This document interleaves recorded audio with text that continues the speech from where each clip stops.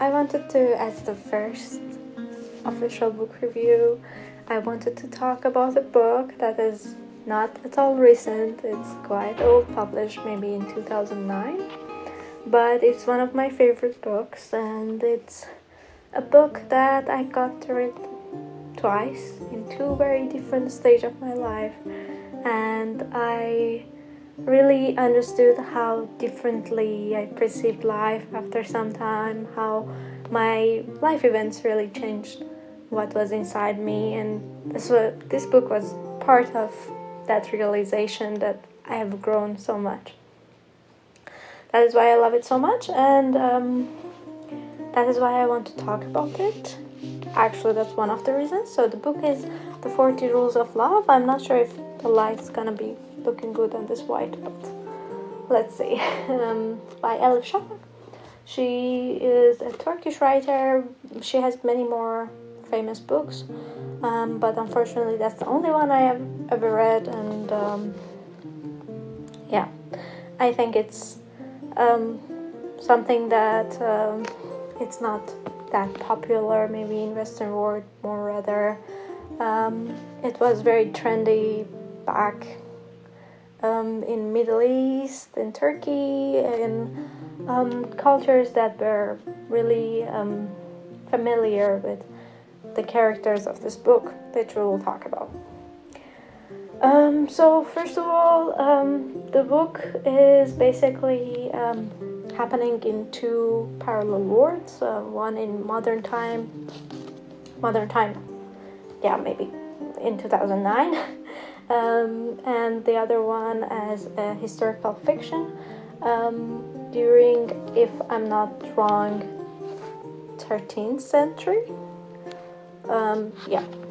During 13th century in Middle East, where basically we get to know this Persian poet Rumi and this wandering dervish or Sufi Shams of Tabriz, who is also a Persian spiritual wanderer. So if you're not really familiar with the term of Sufi or dervish, I would say I personally think of it as people who are in search of God and in search of the greater good, but a bit less dependent on religion, but rather on the experiences of life and pure morality rather than rules of certain religion. But let's first talk about our modern world. So we get to know Ella, which is our main character in modern time, and she is a housewife who is not really happy with her life. She would want to change, but she feels like it's too late for her, and she's kind of stuck in this very normal life she has. She has a wife, she has a husband and children who she has a lot of challenges and struggles with. And she decides, because if I remember correctly, she have studied English as a major. She decides to get back to work, at least for a while from home, and connects this editing agency basically to start on editing books. And the manuscript that she gets is the book that we are gonna read as the parallel historical fiction. I think it's called The Sweet Blasphemy, written by a very also free soul man who Ella actually starts to get in contact with while going through the book.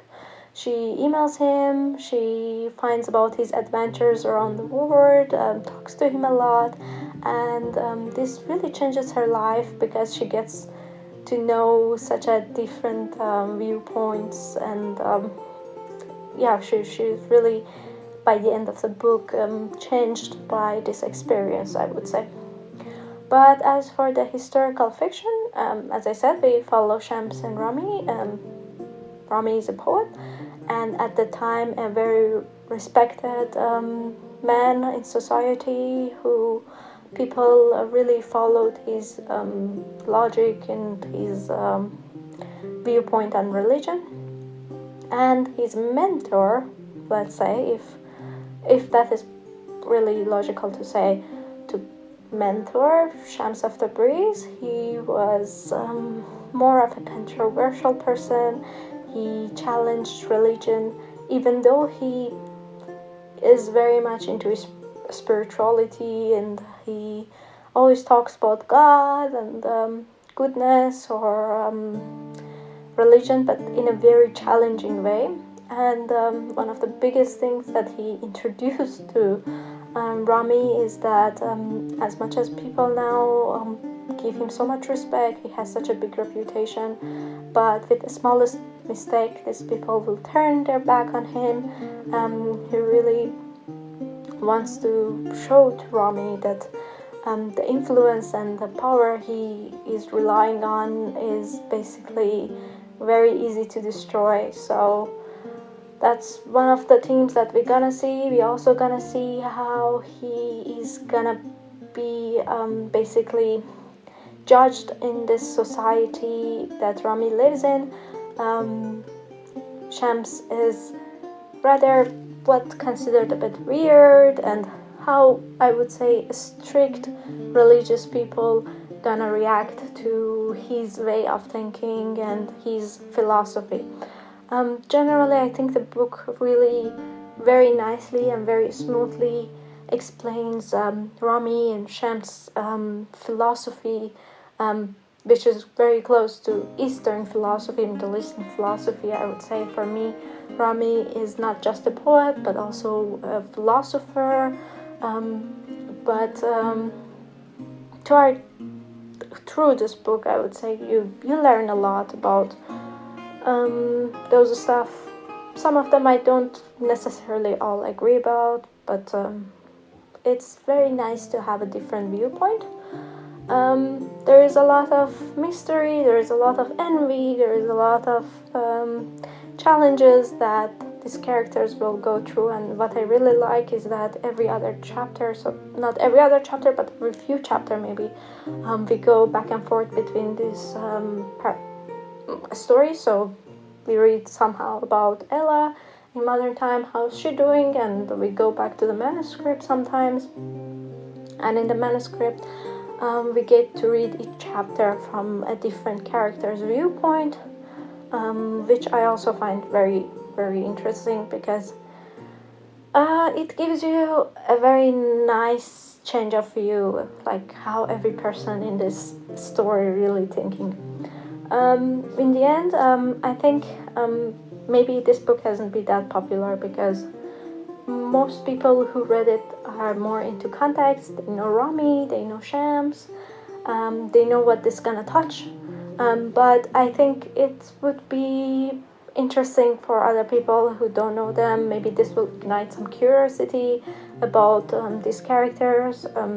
The stories are, of course, mostly fictional in this book, but it's good to really a bit get to know them, and maybe if you would like to do a bit of personal research on the topics, then you're really welcome to do that. I normally advertise Rami a lot because I perceive his viewpoint very nicely, and I think I really like how Shams in general challenges religion, so it's a very interesting theme for me while respecting it. So it's very beautifully done.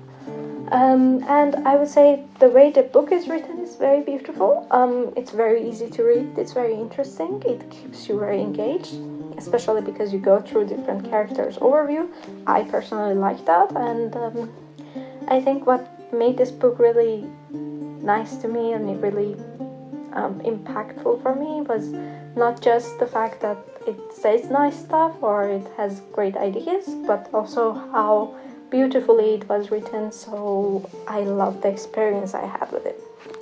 I would say this name of the 40 Rules of Love, so it's not really anything romantic in this book, but the love that is talking about is more a spiritual love.